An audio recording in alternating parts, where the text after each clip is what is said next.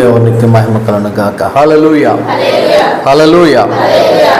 ఈ రాత్రికాల సమయంలో కొద్ది నిమిషాలు దేవుని యొక్క వాక్యాన్ని మనం ధ్యానం చేసుకుందాం. లూకాసు సువార్త 22వ అధ్యాయము. లూకాసు సువార్త 22వ అధ్యాయము 39వ వచనాన్ని చదువుకుందాం. తరువాత ఆయన బయలుదేరి తన వాడుక చొప్పున ఒలీవల కొండకు వెళ్ళగా శిష్యులను ఆయన వెంట వెళ్ళిరి. చాలు. చదవబడినటువంటి వాక్యాన్ని ఈ రాత్రికాల సమయంలో కొద్ది నిమిషాలు మనము ధ్యానం చేద్దాం. ఈ యొక్క భాగాన్ని కనుక మనం చదివితే ఒక విషయాన్ని మనము అర్థం చేసుకోవచ్చు. ఏంటి ఆ విషయం అని మనం గమనిస్తే, తన వాడుక చొప్పున. ఎలాగంట? తన యొక్క వాడుక చొప్పున అంటే దాని యొక్క అర్థం ఏంటి? అలవాటు ప్రకారంగా. ఏమంట? తన యొక్క అలవాటు ప్రకారంగా. వాడుక చొప్పున అంటే అలవాటు. మనందరికి ఒక అలవాటు ఉంటుంది. ఉదయాన్నే లేచి బ్రష్ చేయటం అనేది ఒకరికి అలవాటు. కొంతమంది టిఫిన్ తినటానికి ముందు వరకు బ్రష్ చేయరు. అంటే కొంతమందికి బ్రష్ చేసిన తర్వాత ఆకలి వేసేస్తుంది. కొంతమందికి అలా అలవాటు. కొంతమందికి లేచిన వెంటనే బ్రష్ చేయటానికంటే ముందు మార్నింగ్ టీ కానీ మార్నింగ్ కాఫీ కానీ పొట్టలు పడిపోవాలి. అది కొంతమందికి అలవాటు.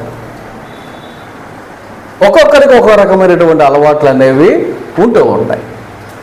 అది మానవ నైజం.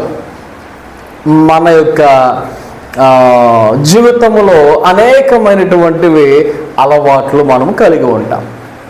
అయితే యేసయ్యకు ఉన్నటువంటి అలవాటుల్లో ఒక ప్రధానమైనటువంటి అలవాటు ఏంటి అంటే, తన వాడుక చొప్పున ఆయన ఎందుకు వెళ్ళారు?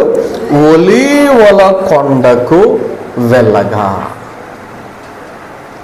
కొంతమంది ఏమండి, యేసుప్రభు గారు కొండకి వెళ్ళారు కదా, అందుకనే నేను కూడా కొండకి వెళ్తానండి. ఆయన కొండకు వెళ్ళారు కాబట్టి నేను కూడా కొండకు వెళ్తానండి అనేటువంటి వారు కూడా ఉంటారు అక్కడక్కడ. కానీ మనలాగా ఏదో సంవత్సరంకి ఒకసారో 6 నెలలకు ఒకసారో ఆయన కొండకు వెళ్ళేటువంటి ఉద్దేశం కాదు. ఆయన ఏంటంట? వాడుక చొప్పున ఆయన ఒలీవల కొండకు వెళ్ళగా. ఎందుకు వెళ్ళారు? ఒలీవ కొండకు ఎందుకు వెళ్ళారు? కొబ్బరికాయ కొడతాక, గుండు గీకించుకుంటాక ఎందుకు వెళ్ళారు ఆయన కొండకి? వాక్యంలో మనం చదివితే, ఆ చోటు చేరి ఆయన వారితో మీరు శోధనలో ప్రవేశించకుండునట్లు ప్రార్థన చేయుడి అని చెప్పి. ఏంటంట? మీరు శోధనలో ప్రవేశించకుండున్నట్లు ఏం చేయాలంటే మీరు ప్రార్థన చేయుడి అని చెప్పి, వారి యొద్ద నుండి రాతి వేత దూరము వెళ్ళి మోకాళ్ళుని. ఆయన ఎలా ప్రార్థన చేస్తున్నాడు? మోకాళ్ళుని. ఆలోచన చేయండి ఒకసారి. యేసయ్యే ఒక దేవునిగా, ఒక దేవుని కుమారుడిగా ఈ లోకానికి వచ్చినటువంటి ఆయన కొండ మీద ఎలా ప్రార్థన చేస్తున్నాడు? ఆయన కొండ మీద అంటే ఎలా ఉంటాయి? సాఫ్ట్గా, మన టైల్స్ లాగా మోకాలేసి ఏం గుచ్చుకోకుండా అలా ఉంటుందా? గమనించండి. మనకు 5 నిమిషాలు మోకాలు వేయలేని పరిస్థితులు. ఏం తెలుసండి మీకు, నా మోకాలు అరిగిపోయినాయి, డాక్టర్ గారు చెప్పారు చెప్పలు అరిగిపోయినాయి అన్నారు అనేటువంటి రీతిగా మనము మాట్లాడుతూ ఉంటాం. లేదా ఒకవేళ ఇంట్లో ప్రార్థన చేసేటువంటి పరిస్థితి వస్తే దిండు వేసుకొని మరి మోకాలు వేసుకునేటువంటి పరిస్థితులు. అంటే నొప్పులు. మన ప్రార్థనలు ఎలా ఉన్నాయి, మన యొక్క ప్రార్థనలు ఎలా ఉన్నాయి. యేసు ప్రభు వారు కొండ మీద ఎలా ప్రార్థన చేస్తున్నారు? మోకాళ్ళుని ఆయన ప్రార్థన చేస్తూ ఉన్నారు. గమనించండి. కొన్నిసార్లు కొంతమంది పెద్దవారు అంటే నా ఉద్దేశం వయసులో పెద్దవారిని కాదు, కానీ హోదాలో కావచ్చు, లేకపోతే ఆర్థికంగా కావచ్చు, చాలా అంటే చాలా అన్నీ, ఇంకా ఇది తక్కువ అనడానికి లేదనమాట, అన్నీ ఉంటాయి. అలాంటి వారు, అందులో కూడా దేవుని సేవకులైనటువంటి వారు కూడా ఉన్నటువంటి వారు ఉన్నారు. సింపుల్గా మోకాలేసి ప్రార్థన చేసేస్తారు. సూటు బూటు వేసుకుని కూడా స్టేజ్ మీద మోకాలేసి ప్రార్థన చేయగలిగేటువంటి వారు ఉన్నారు. ఎందుకు దేవుడు అంతలాగున ఆశీర్వదించారు అంటే సింపుల్, వారి ప్రార్థన జీవితం. గమనించండి. యేసు ప్రభువు వారు కొండ మీద, ఒలీవల కొండ మీద ఆయన మోకాళ్ళు ఉండి ఏం చేస్తున్నారు? ప్రార్థన చేస్తారు. ఇక్కడ వాక్యంలో చదివితే శిష్యులతో కలిసి వెళ్ళినటువంటి ఆయన కొంత దూరం వెళ్ళాడు ఎదరికి. ఎంత దూరం అంట? ఎంత దూరం? రాతివేత అంత దూరం. రాతివేత అంటే సింపుల్, ఒక రాయి తీసుకుని మనం ఎంత దూరం విసురుదాం, దానికి ఒక సర్టెన్ లిమిట్ ఉంటుంది. ఒక వ్యక్తి ఒక రాయి విసిరితే, చిన్నపిల్లలు వేసారు అనుకోండి, పరుగు వచ్చి సార్లు పిల్లలు అలా వేద్దాం అనుకుంటారు, కానీ రాయి వెనక్కి వెళ్తుంది. అంటే వాళ్ళకి ఎప్పుడు వదలాలో తెలియదు రాయిని. ఆ రాయిని విసిరేటప్పుడు ఎప్పుడు వదలాలో తెలియదు. అలా అని చెయ్యి ఇక్కడికి వచ్చిందో అప్పుడు వదులుతారు. కొన్నిసార్లు అది పైకి వెళ్ళి డబ్బే మన నెత్తి మీద పడతారు వాళ్ళకి. కొంతమంది వేయమంటే మహా అయితే ఇక్కడ విసిరితే నైష దగ్గర పడదేమో, ఇంకా కొద్దిగా బలంగా వేస్తే కొంతమందికి ఏమో ఆ చర్చి గోడ దగ్గరికి మాత్రమే వెళ్తుందేమో. కానీ కొంత దూరం వేస్తే కొంతమంది ఉండరు, దూరం విసిరేటువంటి వాళ్ళు కూడా ఉండొచ్చు. అప్పుడప్పుడు రోడ్ల మీద కొంతమంది కుర్రాళ్ళు కనబడుతున్నారు కదా, అయ్యేంటి నిమ్మకాయలు విసురుతారు. ఎక్కడికి విసురుతున్నారు అనుకునేవాడిని కొత్తలో తెలియక. అయితే ఎవరు ఎక్కువ దూరం, ఎవరు ఎన్నిసార్లు వేస్తారో ఇక్కడి నుంచి గోదావరి గట్టు వరకు అనేటువంటి పోటీ పెట్టుకునేవారు. అయితే అది కొద్దిగా ఏమంటారు, తూచ్, నువ్వు తొండాట ఆడేసావు అని చెప్పేసి అంటారు కదా. అలాగా నిమ్మకాయ ఎక్కడ పడితే అక్కడ పడిందని చెప్పడం, ఇలా తొండాట జరుగుతుందని ఈ మధ్య కొంతమంది ఏం చేశారు, గుడ్లు మొదలెట్టారు. అంటే గుడ్డి ఎక్కడ పడితే టెపి మీద వెళ్ళిపోద్ది. ఇంక ఎవరో కూడా మొండాట ఆడతాకి అవకాశం లేదు. సో గుడ్లు వేసుకుంటున్నారు ఈ మధ్య కొంతమంది. సరే, ఆ లెక్కలని మనకు వద్దు. కానీ జనరల్గా ఒక వ్యక్తి ఒక రాయిని ఎంత దూరం విసరగలుగుతాడంటే 60 నుంచి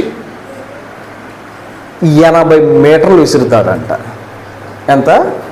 60 నుంచి 80 మీటర్లు. అది కూడా చాలా అంటే చాలా సింపుల్గా వేసుకుంటే ఒక 60 మీటర్లు ఈజీగా రాయిని విసరగలుగుతాడు. 60 మీటర్లు అంటే మేబీ ఒక 180 అడుగులు వస్తుంది. ఎంత వస్తుంది? 180 అడుగులు. 180 అడుగులు అంటే బాబు ఎక్కడి నుంచి ఎక్కడ కొనుక్కుంటున్నారేమో.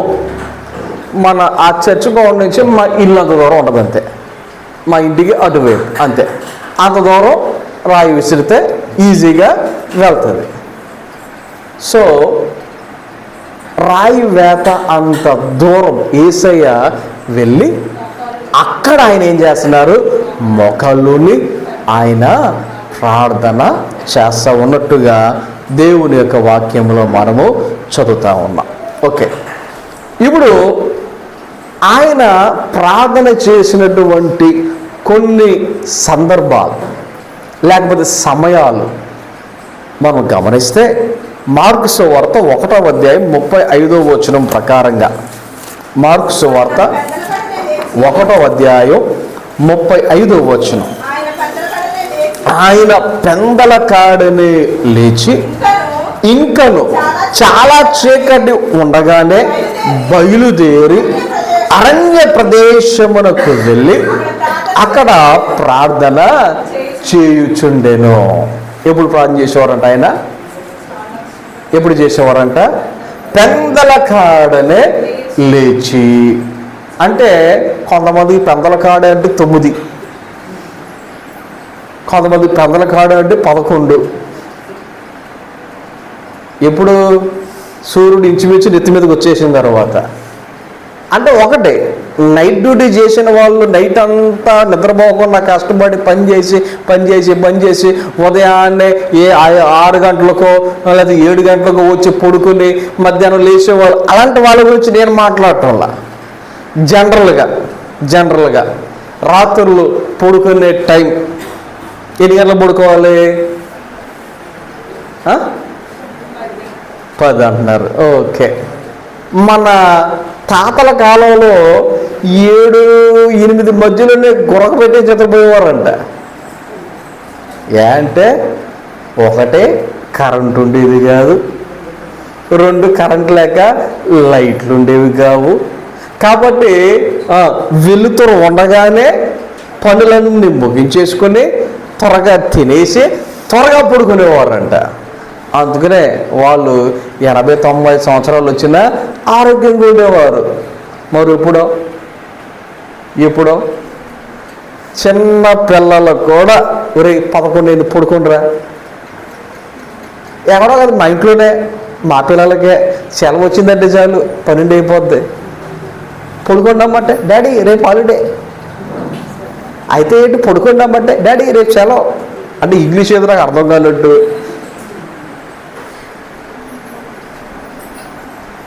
మనిషి జీవితంలో ఏమైపోయింది?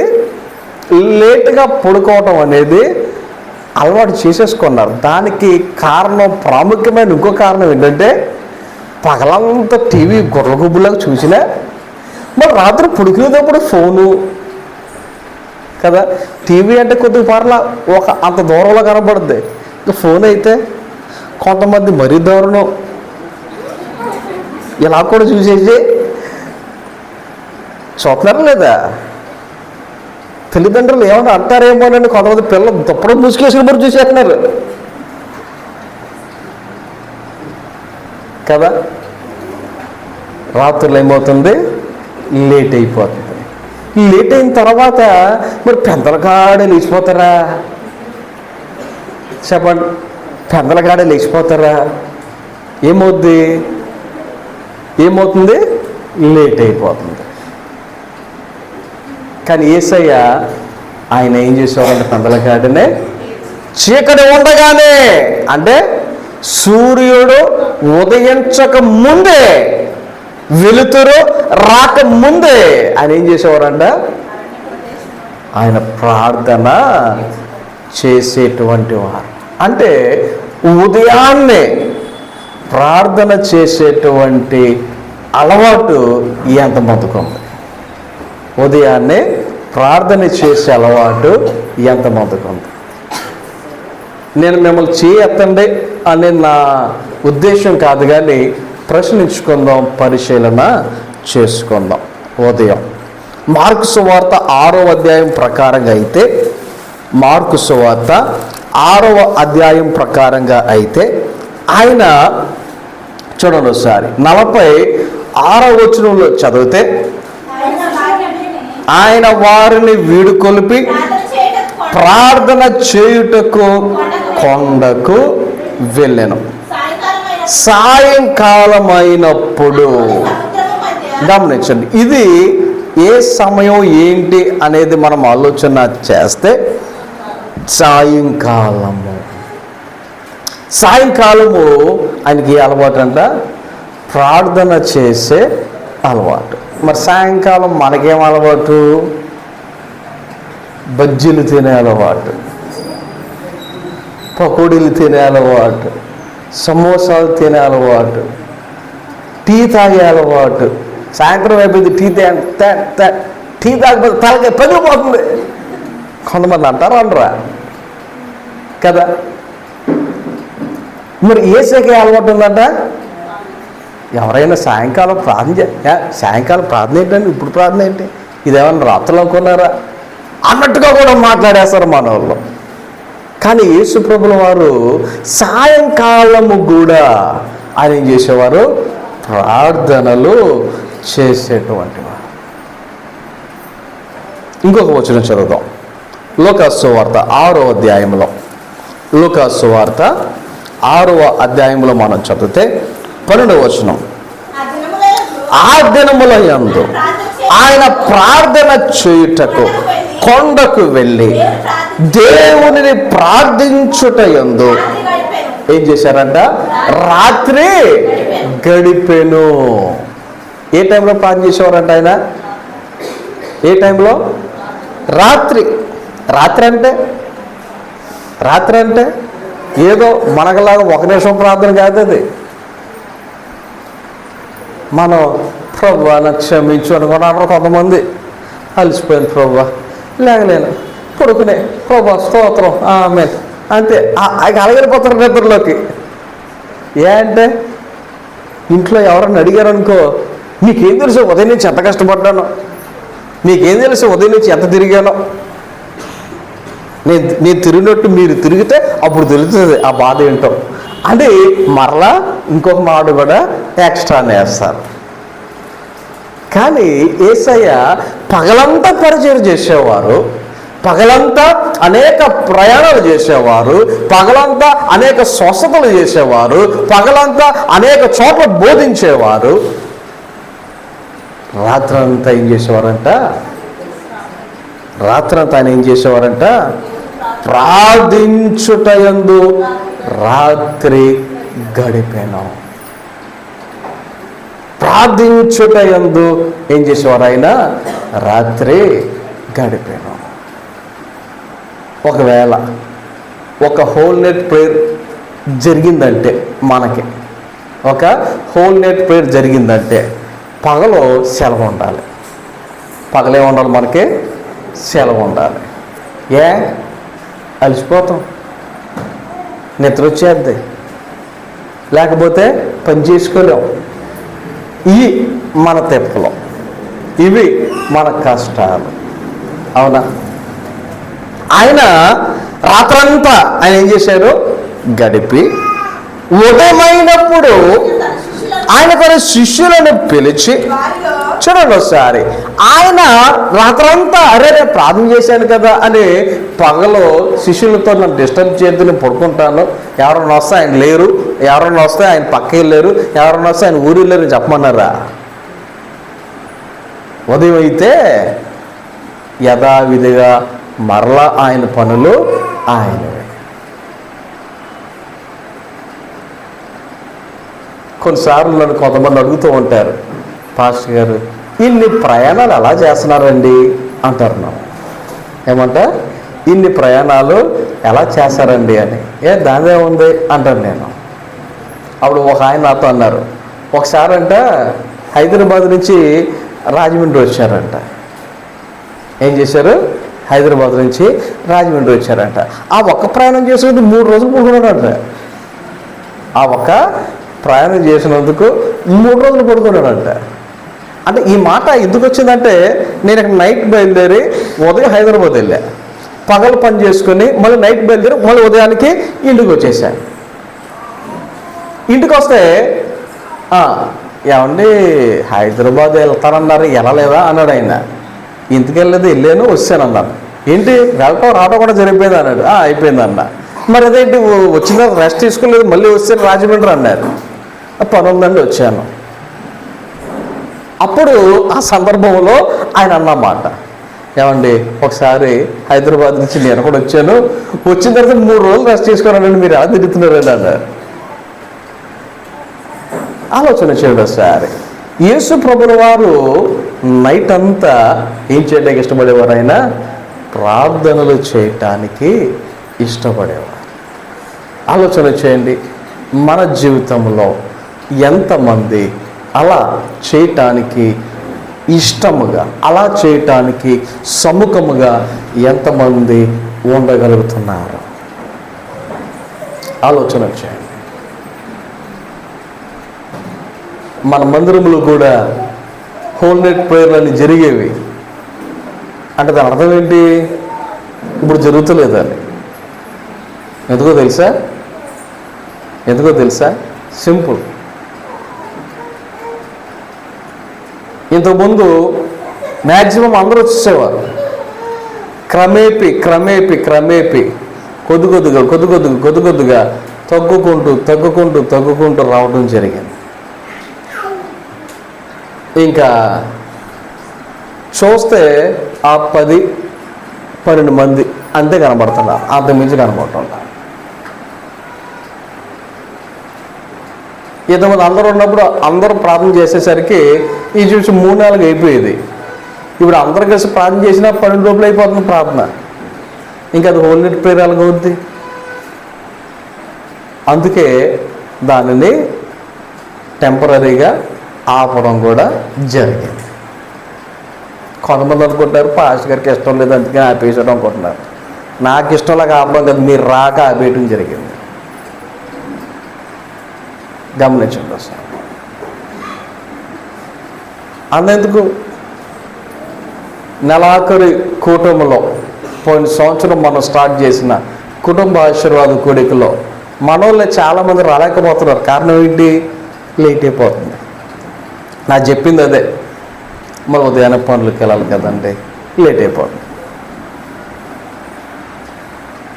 దేవుడు మన జీవితంలో చేయబోయే కార్యాలు కన్నా మనం దేనిని ఎక్కువగా కోరుకుంటున్నామంటే మన యొక్క సౌఖ్యాన్ని, సుఖాన్ని, లేకపోతే కంఫర్ట్ని, దాన్నే మనం ఆలోచన చేస్తున్నాం తప్ప దేవుని ద్వారా కలిగేటువంటి ఆశీర్వాదాలు, దీవెనలు, దేవుడి కార్యాలు వాటిని లెక్క చేయట్లా.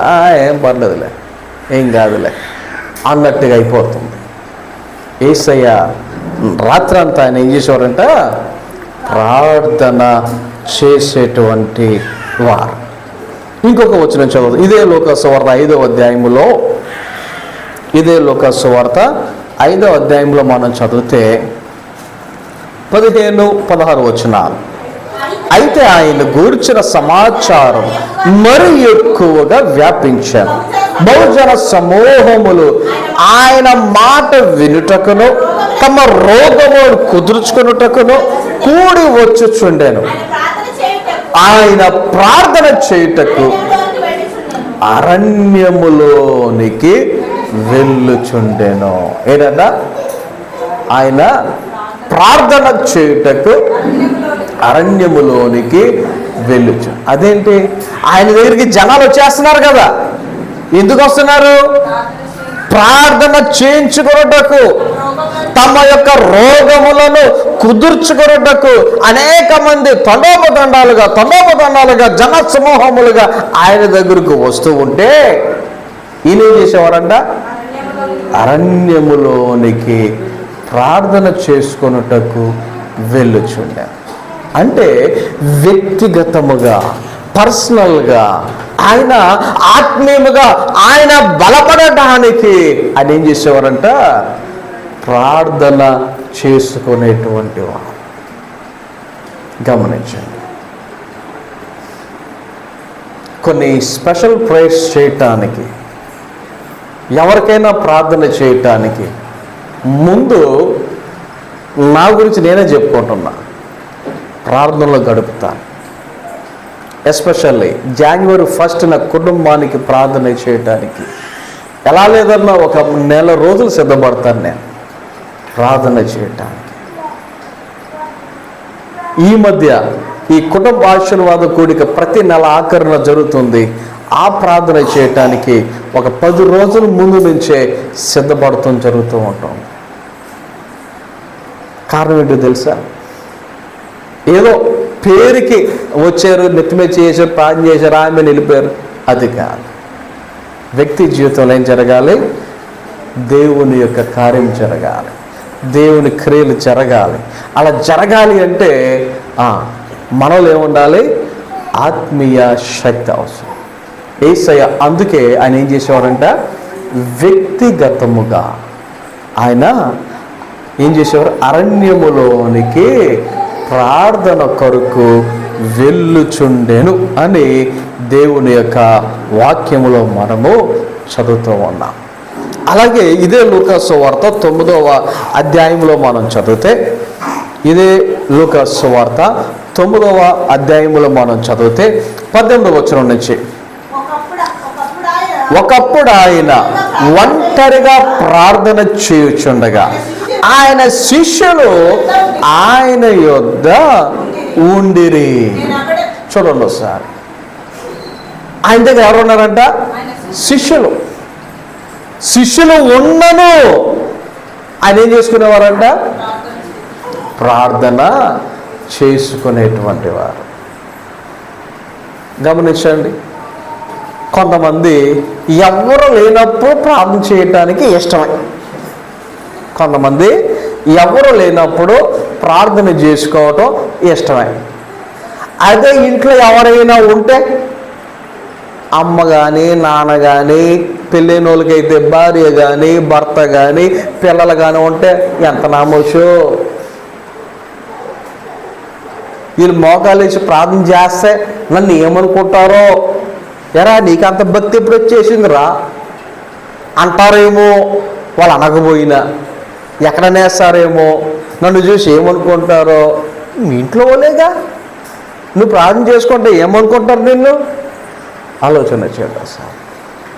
కొంతమంది వంక ఎవరైనా ఉంటే ఏమైనా అనుకుంటారేమో అని కొంతమంది ప్రార్థన చేసుకోరు. కానీ యేసయ్య శిష్యులు ఉన్నాను ఆయన ఏం చేసుకునేవారు? ఒంటరిగా ప్రార్థన చేసేటువంటి వారు అని దేవుని యొక్క వాక్యంలో మనం ఇక్కడ చదువుతూ ఉన్నాం. కాబట్టి ఈ రాత్రికాల సమయంలో ఎందుకు ఈ విషయాలను మీకు జ్ఞాపకం చేస్తున్నాను అంటే, మన ప్రార్థన జీవితం ఎలా ఉంది, మన యొక్క ప్రార్థన జీవితం ఎలా ఉంది, దేవునిలో మనం బలపడటానికి, దేవునిలో ఎదగటానికి నీ యొక్క ప్రార్థన జీవితం ఎలా ఉంది? చాలామంది ప్రార్థన అంటే కేవలం దేవుని దగ్గర నుంచి పొందుకోవటానికి మాత్రమే అనేటువంటి ఉద్దేశముతో మాత్రమే ప్రార్థన చేసేటువంటి వారు చాలామంది కనబడుతూ ఉంటారు. కానీ ప్రార్థన అంటే అది కేవలం దేవుడిని అడగడం ఒకటే కాదు. ప్రార్థన అంటే నువ్వు దేవునితో మాట్లాడుట. ప్రార్థన అంటే ఏంటి? నీవు దేవునితో మాట్లాడుట. కొంతమందితో మాట్లాడటం అంటే ఎంత ఇష్టమో. గంటలు మాట్లాడేస్తారు. మాట్లాడి లాస్ట్లో ఒక డైలాగ్, గంట అయిపోయిందా, అస్సలు అనుకోలేదు, ఏదో 2 నిమిషాలు మాట్లాడినట్టుంది డైలాగ్. కొన్నిసార్లు కొన్ని నెట్వర్క్ గంట అయితే చాలు ఫోన్ కట్ అయిపోద్ది. మరి ఇప్పుడు కట్ అవుతుందో లేదో నాకు తెలియదు, కానీ కొన్నిసార్లు కొన్ని నెట్వర్క్లు గంటకే ఫోన్ కట్ అయిపోద్ది. ఆ గంటకి కట్ అయితే, ఆ కట్ అయిన తర్వాత నెక్స్ట్ కాల్ చేయటం అది తెలిసే గంట అయిపోయింది, మనం ఫోన్ మాట్లాడుకుంటే గంట అయినట్టు లేదు అని ఎంత స్టైల్గా చెప్తారో ఆలోచన చేయండి సార్. పోయిన 2 వారాల క్రితం అనుకుంటా నాకు పెద్ద సమస్య వచ్చి పడింది. వచ్చే నెలలో నేను బ్యాంకాక్ అనేటువంటి ప్రాంతానికి వెళ్ళవలసినటువంటి పరిస్థితి. అక్కడ మీటింగ్స్ ఏర్పాటు చేశాను. అయితే ఫ్లైట్ టికెట్లు బుక్ చేయాలి. ఫ్లైట్ టికెట్లు బుక్ చేయడానికి ఎయిర్లైన్స్తో మాట్లాడాల్సి వచ్చింది. ఆ ఎయిర్లైన్స్ ఏమో థాయిలాండ్ దేశంలో ఉన్నారు. వాళ్ళకి మాట్లాడటానికి ఫోన్ చేయడం అంటే మన ఫోన్లో నుంచి నిమిషానికి 8 రూపాయలు కట్ అయిపోతుంది. బిఎస్ఎన్ఎల్ అయితే, ఎయిర్టెల్ నుంచి అయితే నిమిషానికి 10 రూపాయలు కట్ అయిపోతుంది. సర్లే డబ్బులు అయితే అయింది, అవసరం మంది పని అవ్వాలి కదని ఫోన్ చేశా. ఫోన్ చేస్తే అది you are in queue, please wait. Phone మొదలెడతాం you are in queue, please wait. సర్లే వెయిట్ చేద్దాం తప్పదు కదా అనుకుంటే నాకు నెంబర్ చెప్పేది మళ్ళీ నీ నెంబరు 20 అనేది. ఓహో, నా ముందు 20 మంది ఉన్నారా అనుకునేవాడిని. ఎందుకు విచిత్రం ఏంటంటే ఆ ఫోన్ కాల్ కరెక్ట్గా 17 నిమిషాలు పనిచేసేది. 15 నిమిషాల తర్వాత కట్ అయిపోయేది, ఆటోమేటిక్గా కట్ అయిపోయేది. ఆ 15 నిమిషాలు వెయిట్ చేసి చేసి చేసి చేసి తీరా చూస్తే నా నెంబరు 13కి వచ్చేది అంతే. అరే 13ఏనా అది టక్ మళ్ళీ చేసేవాడిని. మళ్ళీ చేస్తే you are in queue, please wait అని నా నెంబరు 22 అని చెప్పేది. మళ్ళీ ఎంతమంది కలిసిపోయేవారు మధ్యలో. మామూలుగా తిప్పలు కదా నా తిప్పలు. ఒకసారి అయితే ఫోన్ ఆన్ చేసి స్పీకర్ ఆన్ చేసి పక్కన ఎవడో పెట్టేసాను నేను. ఈ 15 నిమిషాలు అయినా అయ్యేదట్టు లేదు కదా అని ఆలోచన చేయండి ఒకసారి. ఈ మాటలు మీకు ఎందుకు చెప్తున్నాను అంటే నేను చెప్పేటువంటి విషయాలు మీకు అర్థమై ఉంటాయి. మనం దేవునితో మాట్లాడటానికి ఎంతవరకు సముఖత, ఇష్టము చూపుతూ ఉన్నాం, ఒంటరిగా ఆయనతో మాట్లాడటానికి ఎంతవరకు మనము ఇష్టాన్ని కలిగి ఉన్నాం. యేసయ్య ఎంతమంది శిష్యులు ఉన్నా ఆయన ఏం చేసేవారంటే ఒంటరిగా ప్రార్థన చేసేటువంటి.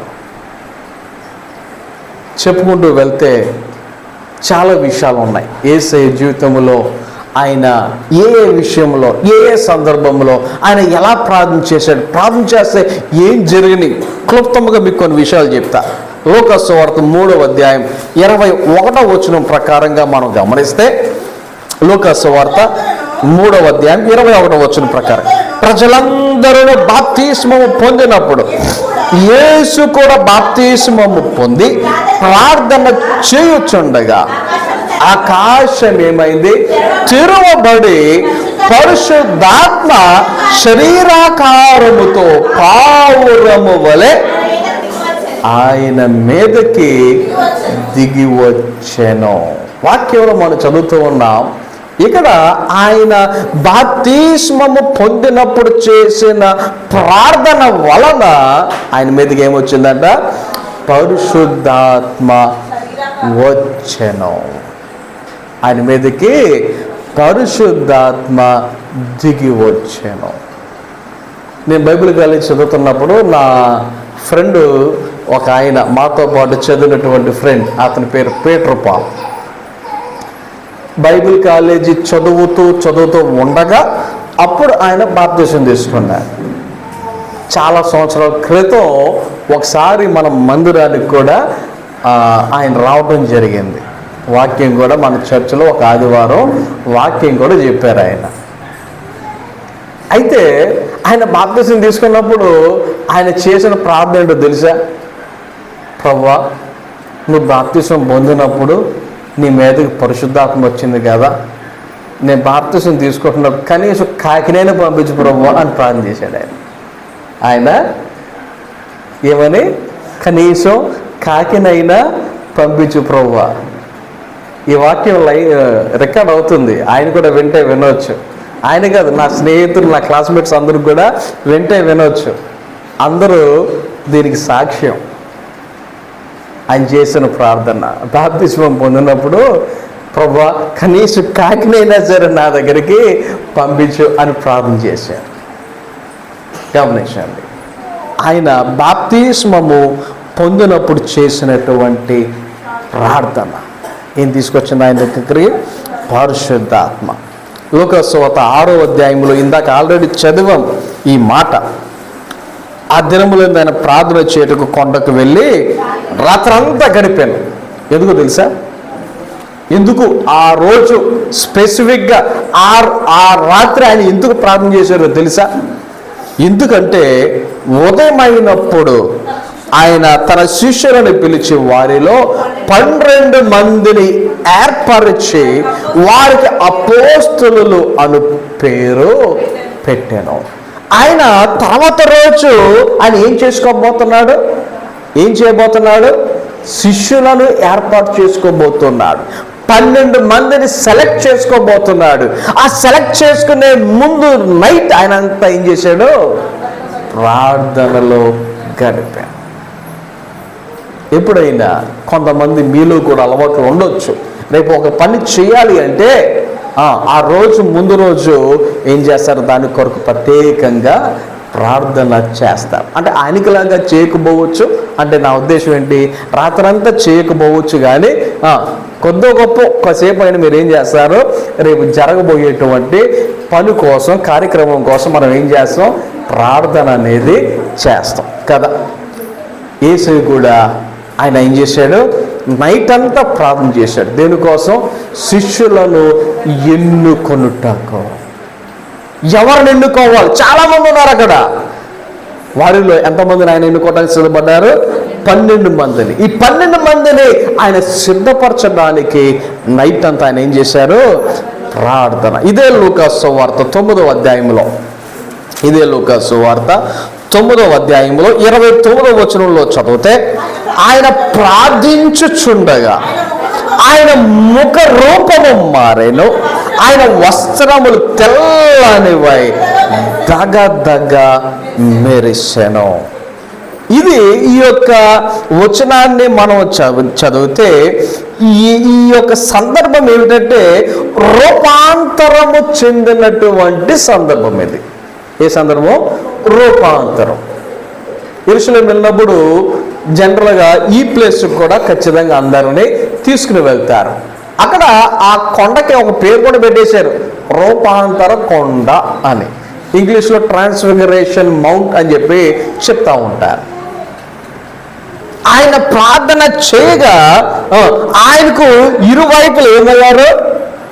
2 పురుషులు ఆయనతో మాట్లాడుచుండరు. ఎవరు? మోషే, ఏలియా అని వాక్యంలో మనము చదువుతా ఉంటాం. రూపాంతరము పొందటానికి ముందు ఆయన ఏం చేశారు?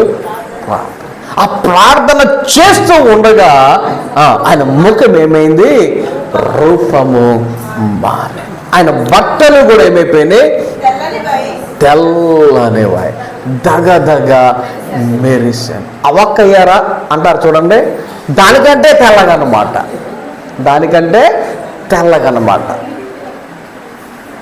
కరెక్ట్గా నేను చెప్పింది. అదేదో అడ్వర్టైజ్మెంట్ నల్లగా ఉంటుంది, ఒక సబ్బు అలా వెళ్ళేసరికి కొంతమంది ఆశ్చర్యపోయారా అన్నట్టుగా అవాక్కయ్యారా అని అడుగుతారు కదా. దానికంటే తెల్లగనమాట ఆయన వస్త్రాలు దగదగ. అయితే దానికి ముందు, ఇలా జరగడానికి ముందు ఆయన ఏం చేశారు? ప్రార్థన. దానికి ముందు ప్రార్థన. ఈ మాటలు విని ఏమంటే నా బట్టలు తెల్లగైపోవాలని చెప్పి ప్రార్థన చేసేస్తారేమో. ఉతకకుండా తెల్లగైపోవాలి, ఎలాంటి మొండి మరకలు ఉన్న తెల్లగైపోవాలి, ఆ ఉద్దేశంతో ప్రార్థన చేస్తారేమో. ఆయన ఆ ఉద్దేశంతో ప్రార్థన చేయలేదు అక్కడ. రూపాంతరము పొందటానికి. తర్వాత ఇంకొక విషయం, మత్తయి సువార్త 26వ అధ్యాయం ప్రకారంగా, మత్తయి సువార్త 26వ అధ్యాయం ప్రకారంగా 39వ వచనంలో ఆయన సిలువకు వెళ్ళే ముందు, ఇప్పుడు సిలువకు వెళ్ళే ముందు ఆయన ప్రార్థన చేస్తా ఉన్నాడు. ఏమని? సాధ్యమైతే ఈ గిన్నె నా యొద్ద నుండి తొలగిపోనిమ్ము, అయినను నా ఇష్ట ప్రకారము కాదు, నీ చిత్త ప్రకారమే కానిమ్మని ప్రార్థించాను. సిలువకు ముందు ఆయన ప్రార్థన చేసి, ప్రార్థనతో ఆ సిలువను ఆయన మోసినట్టుగా దేవుని యొక్క వాక్యంలో మనము చదువుతూ ఉన్నాం. అతను సిలువ వేసిన తరువాత కూడా ఆయన ఎవరి కోసం ప్రార్థన చేస్తారో తెలుసా? శత్రువుల గురించి. తండ్రి, వీరేం చేస్తున్నారో వీరు ఎరుగరు కనుక వీరిని క్షమించు అని ఆయన ఏం చేస్తున్నాడు? సిలువలో కూడా వేలాడుతూ ఆయన శత్రువుల కొరకు ఆయన ప్రార్థన చేసినట్టుగా దేవుని యొక్క వాక్యములో మనము చదువుతూ ఉంటాం. ఇంకొక మాటను కూడా మనం గమనిస్తే ఇదే 39వ వచనములో ఆయన ఇంకొక మాట అంటూ ఉంటాడు, నా ఇష్ట ప్రకారం కాదు నీ చిత్త ప్రకారం. ఏంటంట? నా ఇష్ట ప్రకారం కాదు నీ చిత్త ప్రకారం. అంటే దేవుని చిత్తము కొరకు చేసినటువంటి ప్రార్థన. దీనికోసం దేవుని చిత్తము కోసం చేసినటువంటి ప్రార్థన.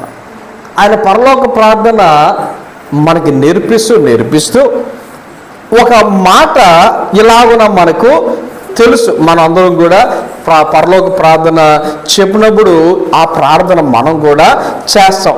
ఏమని చేస్తాం? మత్తయి సువార్తలో 6వ అధ్యాయంలో మనం చదివితే 10వ వచనం చూడండి ఒకసారి.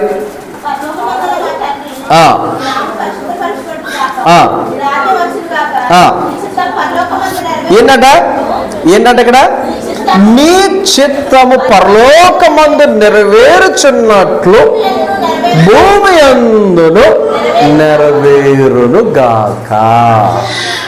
ఏమవ్వాలంట? పరలోకం ఏమవుతుంది? ఆయన చిత్తంగా నెరవేరుతుంది. అది ఏమవ్వాలి? భూమి మీద కూడా అలా జరగాలి. ఆలోచన చేయండి. మరి మనం ఏం చేస్తున్నాం? ఆయన చిత్తం కాదు మన చిత్తం, ఆయన చిత్తం కాదు మన చిత్తం నెరవేరాలి. ఆయన చిత్త ప్రకారం మన చిత్త ప్రకారంగా పనులు జరగాలి. అది మన యొక్క ఆలోచన విధానం కదా. సో ఆయన చిత్తము కొరకు మనం ఏం చేయాలి? ప్రార్థించేవారిగా. యేసయ్య పుట్టక ముందు దేవుని దూత మరియ దగ్గరికి వచ్చి ఈ విషయాలన్నీ చెప్తే మరియ ఏమంటుంది? మరియ ఏమంటుంది? ఇదిగో నేను నీ దాసురాలను, నీ మాట చెప్పున జరుగునుగాక అంటారు. ఏమంది? నీ మాట చెప్పున జరుగునుగా. కాబట్టి దేవుని చిత్తము కొరకు మనము ప్రార్థించేవారిగా ఉండాలి. అలాగే ఆఖరికి ఇంకొక మాట చెప్పి ముగిస్తా. మత్తయి సువార్తలో 4వ అధ్యాయంలో మనం చదివితే, లేక లూకా సువార్తలో 4వ అధ్యాయంలో చదివితే, మొదటి నుంచి మనం చదువుకుంటూ వెళ్తే అక్కడ ఒక్క మాట మనం చదువుదాం. కొనబోబడెను 40 దినములు 40 రాత్రులు ఉపవాసముండిన పిమ్మట ఆయన ఆకలి గొనగా ఆ శోధకుడు ఆయన యొద్దకు వచ్చి, నీ దేవుడు కుమారుడు రాళ్ళు రొట్టెలగినట్లు ఆజ్ఞాపించుమనెను. చూడండి ఒకసారి దేవుని యొక్క వాక్యాలు మనం చదువుతున్నాం. 40 దినములు 40 రాత్రులు ఆల్రెడీ ఆయన ఎలా ఉన్నారు? ఉపవాసం ఉన్నారు. ఇంకా ఆయన మైండ్ అంతా ఉపవాసం, ప్రార్థన అంతే. ఎప్పుడైతే అందులో నుంచి బయటకు వచ్చాడో, ఉపవాసంలో నుంచి ఎప్పుడైతే బయటకు వచ్చారో అప్పుడు ఆయనకి ఏమైందంట? ఆకలి. అప్పటి వరకు ఆకలి గురించే ఆయన మనసు లేదు. అసలు ఆకలి గురించి ఆయనకి అసలు మనసు లేదు. మనకు కూడా అంతే. సైకలాజికల్గా మనం ఏదైతే ఫిక్స్ అవుతామో అదే మనం కూడా ఫీల్ అవుతూ ఉంటాం.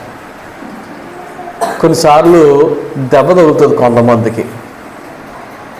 ఆ దెబ్బ తగిలినప్పుడు ఒకవేళ నొప్పి రాకపోయినా ఆ రక్తం చూసి ఏడ్చేస్తారు కొంతమంది పిల్లలు. ఏ అంటే ఆ రక్తం వస్తుందిగా, ఏడవాలిగా, కాసేపు మర్చిపోతారు. వాళ్ళు నిజంగా నొప్పి వచ్చినా మర్చిపోతారు. కాసేపు మర్చిపోయినప్పుడు ఏడు బాపేస్తారు. ఆ తర్వాత ఎవరైనా అయ్యో ఏంటే దెబ్బ అన్నారు అనుకో, చూసుకోవడం మళ్ళీ బేరం మొదలెడతారు. ఏ అంటే గుర్తు చేశారుగా. ఆలోచన వచ్చాయండి. యేసయ్య 40 దినములు 40 రాత్రులు. అంటే ఈ టైంలో ఈ రోజుల్లో కొంతమంది చేసే ఉపవాసాలు, ఈరోజు ఉపవాసం నేనేం తిన్నాం, ఏంటంట నేను ఏం తిన్నాం, రైట్, మంచిదే. కానీ ఆ ఇంట్లో అడగండి ఒకసారి, చెప్తారు చపాతీతే, ఫ్రూట్ జ్యూస్తే, టైంకి టీతే, ఈ టైంకి ఫ్రూట్ జ్యూస్తే, ఈ టైంకి మజ్జిగతే, ఈ టైంకి పాలుతే, ఏమో అన్నం పెట్ట తినకూడదండి, ఉపవాసం. అన్నం తినకూడదంట, ఉపవాసం.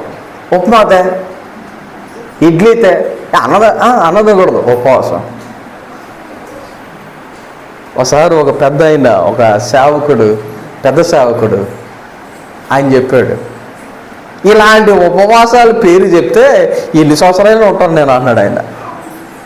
అలాంటి ఉపవాసం చేయాలంటే ఎన్ని సంవత్సరాలు చేస్తాయి, పేరుకి మాత్రమే ఉపవాసం, కానీ పొట్ట మాత్రం ఖాళీ ఉండలేదంట. ఆలోచన చేయాలి సార్. యేసయ్య కటిక ఉపవాసం, ఆ ప్రాంతం మేము వెళ్ళాం, చూసాం. విషయం ఏంటంటే ఒక్క చెట్టు ఉండదు అక్కడ ఒక్క చెట్టు ఉండదు. పగలో ఎంత వేడి ఉంటుందో మీరు ఆలోచన చేయండి సార్. ఇసుక ప్రాంతం, రాత్రులు ఎంత చలి ఉంటుందో గమనించండి. అలాంటి ప్రాంతములో 40 దినములు 40 రాత్రులు ఆయన ఉపవాసం ఉండే. ఎందుకు అని మనం గమనిస్తే, ఆ ఉపవాసం ఉన్న తరువాత శోధకుడు వచ్చి శోధిస్తూ ఈ రాళ్లను రొట్టెలుగా చేసుకుని తినొచ్చు కదా. దానికి ముందు ఇంకొక డైలాగు వాడాడు, నీవు దేవుని కుమారుడు అయితే. ఆయన కాదా? ఆయన దేవుని కుమారుడు కాదా? దేవుని కుమారుడే. అలాగంటావేంటి, నేను దేవుని కుమారుడు అని చెప్పి టప ఆయన రాళ్ళనే రొట్టెలో అని చెప్పి తినేసాడా? కొన్నిసార్లు కొంతమంది కావాల్సికల్లా మనకు డైలాగులు వేస్తారు. నువ్వు మగడు అయితే, నీ పేరు ఇది అయితే, నువ్వు పలానా అయితే, డైలాగులు. మనం ఏం చేస్తాం, అవును నేను అదే అని మనం కూడా నిరూపించుకోవడానికి రెచ్చిపోతాం మనం. ఈ మధ్య కొంతమంది విచిత్రంగా డబ్బులు అడుగుతున్నారు. ఎలాగో తెలుసా? అమ్మో ఏ గురించి మీకు తెలీదు, అడగకుండానే 500 ఇచ్చేస్తారు తెలుసా అంటున్నారు. అంటే ఆడ ఏం చేయాలన్నమాట, 500 ఇవ్వాలి.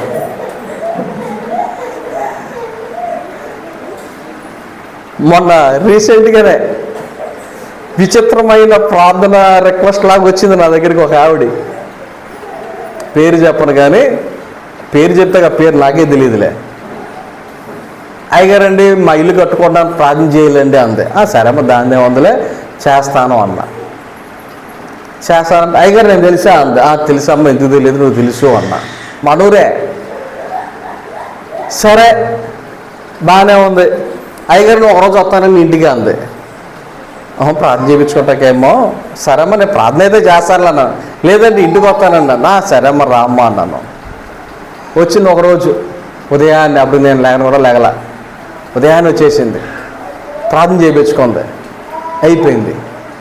అయిపోయిన తర్వాత సరే అమ్మ వందనాలు అని చెప్పాను. అలా కదండి అయ్యగారు అని ఒక మాట చెప్తా ఉంది. చెప్పమ్మ ఏంటన్నా.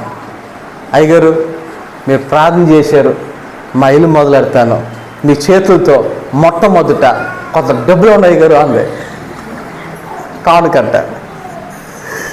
డబ్బులు ఇవ్వాలంటే అప్పు కాదు, నీ చేతులతో మొదట కానుక ఉన్నాయి గారు అంది. ఏంటి, నేను నిద్రలో ఉన్నాను కదా, కానుక ఇస్తానంటుందా, నన్నేమంటుందా నాకు అర్థం కాల. కొద్దిగా మైండ్ బ్లాక్ అయిపోయినటువంటి పరిస్థితి. ఎందుకంటే ఇలాంటిది ఇప్పుడు ఎదురుగాలేదు నాకు, ఇలాంటిది ఎక్కడో కూడా ఎదురుగాల. సో నాకు అర్థం కాల. ఏమన్నా మళ్ళీ చెప్పన్నాను. అలా కదండి అయ్యారు, మీరు ప్రార్థన చేశారు, ఇల్లు మొదలెడతా, మొదటి కానుక మీరేమన్నా అంది. మళ్ళీ అర్థం కాలేదు. చిచ్చి ఏంటిది ఈరోజు ఇంత మొత్తగా ఉన్నానా ఏంటో అనుకున్నాను. మూడోసారి ఏమనుకోవద్దు, ఇంకొకసారి చెప్పన్నా. లేదండి గారు, మీ చేతిలో మీకు కొద్దిగా డబ్బులే ఉన్నాయి గారు, నేను వెళ్ళిపోతాను, ఇల్లు మొదలెట్టుకుంటాను అంది. అవునమ్మా ఇదే సంగతే అనుకుని సరే అని చెప్పి తర్వాత లోపలికి వచ్చి కొంత డబ్బులు తీసుకొచ్చి చేతిలో పెట్టి 100 టైగర్ 100 అని చెప్పి వెళ్ళిపోయింది. మళ్ళీ కనపాలేదు. ఇప్పటికి ఇల్లు మొదలు పెట్టిందో లేదో తెలియదు, కట్టిందో లేదో తెలియదు, లేకపోతే ఇల్లు కడతాదో లేదో కూడా తెలియదు. ఆలోచన చేయండి సార్. విచిత్రం. కానీ వాక్యం చెప్తుంది, నీవు శోధనలో ప్రవేశించకుండా ఉండటానికి ఏం చేయాలంటే ప్రార్థన చేయాలి. ఈ రాత్రికాల సమయంలో మనం ఎలా ప్రార్థన చేస్తున్నాం? కేవలం అవసరతలు అడగటానికే చేస్తున్నామా, లేక యేసయ్య ఏ విషయాల గురించి ప్రార్థన చేశారో, ఏ సందర్భాల గురించి ప్రార్థన చేశారో, ఎటువంటి పరిస్థితుల గురించి ప్రార్థన చేశారో మనం ఇప్పటివరకు విన్నాం. మరి మన ప్రార్థన ఎందుకు చేస్తున్నాం? ఆలోచన చేద్దాం. మన ప్రార్థన జీవితాన్ని మెరుగుపరుచుకుందాం. కొద్ది మాటలు మన వినికిడిలో దేవుడు ఫలింపచేసి నడిపించును గాక. ఆమేన్. మోకరించండి. ఈ రాత్రికాల సమయంలో దేవుని సన్నిధిలో ప్రార్థన చేద్దాం. మహోన్నతుడ గొప్ప దేవాన్ని ఘన నామమునకు వందనాలు, స్తోత్రాలు తండ్రి. నిబుడమైన మమ్మల్ని అందరినీ ప్రేమించి ఈ రాత్రికాల సమయంలో ఈ రీతిగా నీ సన్నిధికి వచ్చి ప్రార్థించడానికి, ప్రార్థన గురించినటువంటి అనేక విషయాలు దేవా ఈ లోకంలో శరీరధారిగా మీరు ఉన్నప్పుడు దేవా మీరు ఎప్పుడు ప్రార్థన చేశారు, ఎందుకు ప్రార్థన చేశారు, ఎలా ప్రార్థన చేశారు అనేటువంటి విషయాలను మేము విని గ్రహించి మా యొక్క జీవితంలో, మా యొక్క ప్రార్థన జీవితంలో నువ్వు చేసుకోవలసినటువంటి ఆ యొక్క మార్పులను సరి చేసుకునడానికి దేవా మీరు ఇచ్చిన అవకాశాన్ని బట్టి వందనాలు, స్తోత్రాలు తెలియజేసుకుంటూ ఉన్నాం. దేవా కృప చూపించండి, నీ మేలుతో నింపండి. మరి ముఖ్యముగా దేవా ఈ యొక్క రాత్రికాల సమయంలో నీ సన్నిధిలో ప్రార్థన చేయొచ్చు ఉన్నాం. ప్రార్థన చేసిన ప్రతి ఒక్కరి ప్రార్థనను మీరు ఆలకించారు, అందుని బట్టి మీకు వందనాలు. దేవా వారి జీవితంలో ఎవరైతే ప్రార్థన విషయంలో సరి చేసుకోవాలనేటువంటి నిర్ణయాలు తీసుకున్నారో అటువంటి వారి జీవితంలో ఆ ప్రకారముగా వారు కొనసాగడానికి, దానికి తగినటువంటి ప్రతిఫలమును మీరు అనుగ్రహించుతున్నందుకు వందనాలు, స్తోత్రాలు తెలియజేసుకుంటూ ఉన్నాం. అలాగే రేపు జరగబోయే 600 కోడికలో సహాయం దయచేయండి. ప్రతి ఒక్కరూ సిద్ధపాటు కలిగి నీ సన్నిధికి రావడానికి సహాయం దయచేయండి. అలాగే దేవా ఈ యొక్క రాత్రికాల సమయంలో సంఘాన్ని మీ చేతికి అప్పగించుకుంటాం. ప్రతి ఒక్కరు నిబిడలుగా ఎదగటానికి, వదిలటానికి సహాయం చేయమని ప్రార్థన చేయుచున్నాం. అలాగే దేవా పైన మందిరం యొక్క కన్స్ట్రక్షన్ వర్క్ జరుగుతూ ఉంది, లాస్ట్కి వచ్చేసింది. ఇంకా జరగవలసిన పనులన్నీ కూడా పూర్తిగా కంప్లీట్ అవడానికి సహాయం చేయమని ప్రార్థన చేయుచున్నాం. అలాగే వచ్చే నెలలో మీటింగ్స్ ఉన్నాయి దేవా, ఆ మీటింగ్స్లో కూడా దేవా మీరే సహాయం దయచేయండి. అన్ని విషయాలలో తోడుగా ఉండమని ప్రార్థన చేయొచ్చు ఉన్నాం.